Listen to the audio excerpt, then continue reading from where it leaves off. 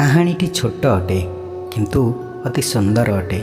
କୃଷକମାନଙ୍କୁ ନେଇ ଛୋଟ କାହାଣୀଟି ଥରେ ନିଶ୍ଚୟ ଶୁଣିବେ। ଥରେ କଦଳୀ ବଗିଚାରୁ ମାଙ୍କଡ଼ମାନଙ୍କୁ ତଡ଼ୁଥିବା ବ୍ୟକ୍ତିକୁ ମାଙ୍କଡ଼ମାନେ ମାରିଦେଲେ। ମାଙ୍କଡ଼ମାନେ ବହୁତ ଖୁସି ହୋଇଗଲେ। ଭାବିଲେ କି ଆମ୍ଭମାନଙ୍କୁ ଆଉ କଦଳୀ ବଗିଚାରୁ କେହି ତଡ଼ିବେ ନାହିଁ।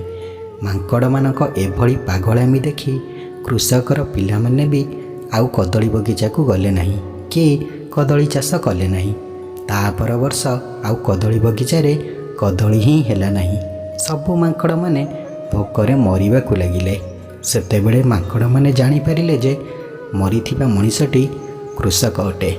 ବନ୍ଧୁମାନେ, ଯେତେବେଳେ କୃଷକଟି ଦିନରାତି ପରିଶ୍ରମ କରିଥାଏ ସେତେବେଳେ ଦେଶକୁ ପ୍ରତିଦିନ ଭୋଜନ ମିଳିଥାଏ।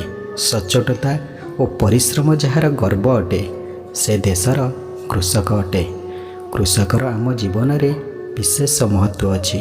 ତେଣୁ କୃଷକଙ୍କୁ ଆମେମାନେ ସମ୍ମାନ କରିବା ସହିତ ସେମାନଙ୍କ ପରିଶ୍ରମକୁ ମଧ୍ୟ ସମ୍ମାନ ଦେବା ଉଚିତ। ଯଦି କାହାଣୀଟି ମୋର ଆପଣଙ୍କୁ ଭଲ ଲାଗିଥାଏ ତେବେ ଲାଇକ୍ କରିବେ ଆଉ ଚ୍ୟାନେଲଟିକୁ ସବସ୍କ୍ରାଇବ୍ କରିଦେବେ।